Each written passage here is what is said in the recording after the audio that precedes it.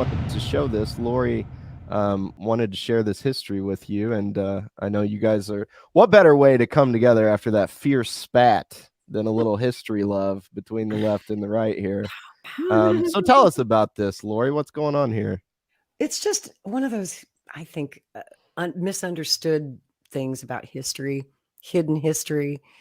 When we have this caricature in our minds of fascism, and it's why we don't recognize it when we see it these days, I think, is everyone thinks that fascism, you have to wear a sharp uniform and be everyone's on the lookout for a little guy with a mustache screaming in German. That was Gavin's comment from earlier. I thought you'd like that. That's great.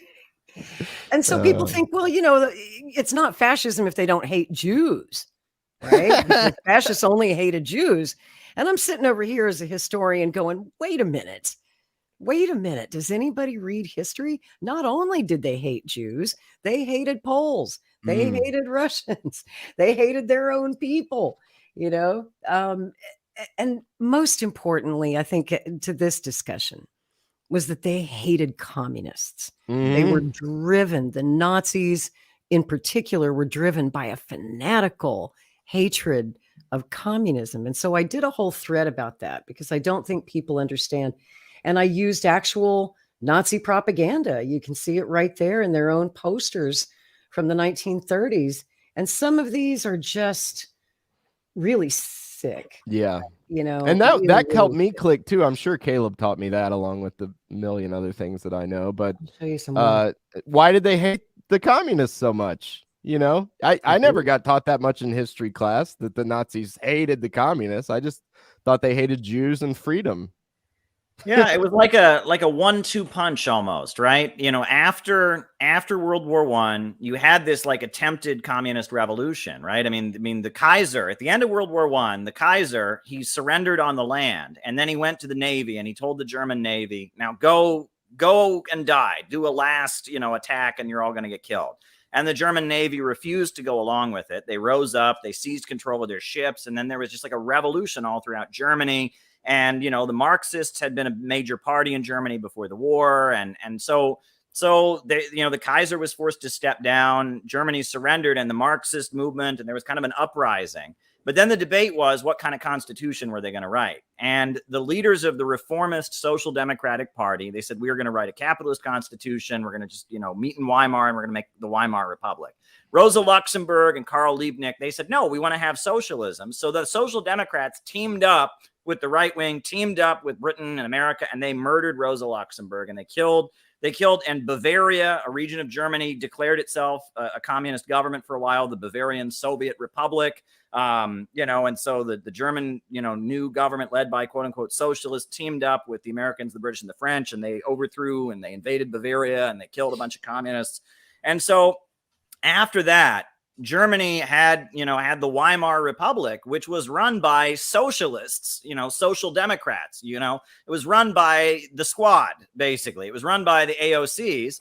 And, it was like a lot of working class people were like, the communists had their moment. They took power and they didn't create a revolution. And then the communists who actually believed in it, like Rosa Luxemburg and Karl Liebknecht and the Bavarians, they killed them. So communism at that point in Germany was kind of discredited because they had their moment and they couldn't deliver.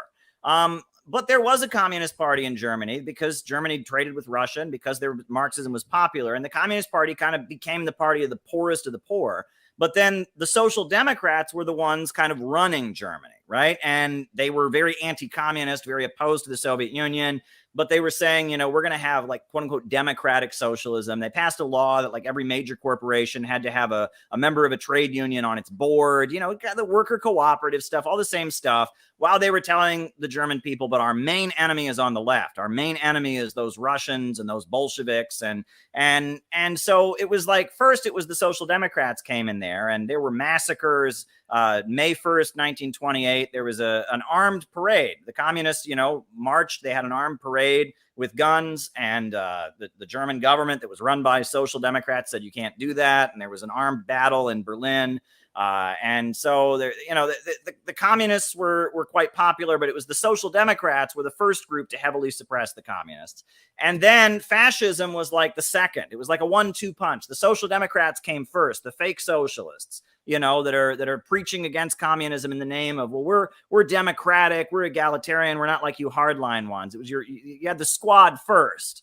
And then after a decade of poverty and instability and such, then the fascists came and they were the second punch, right? After that. And the fascists played on people's anger at the fake socialism. You had a decade of leaders who claimed to believe in Marxism that were making the country poorer and poorer and poorer and shooting workers down in the street and making poverty. So after a decade of fake socialism, of poverty and suffering in the name of socialism, you had then the fascist movement that came in and said, wow, aren't you tired of Jewish communists and Marxists that are making you poor? We're going to come make Germany great again. And it was just a 1-2 punch. And actually, many of the social democratic leaders at the last minute became Nazis. They were the same people. It was just, they were careerists, they were opportunists, and the communists who actually believed in it ended up in concentration camps. But a lot of the social democratic reformist leaders, they said, oh, this is where the wind's blowing. Oh, we love Nazism now. We're Nazis. And it was just like what we see now. Tax the rich at the Democrats in the United States who were the worst offenders. Absolutely.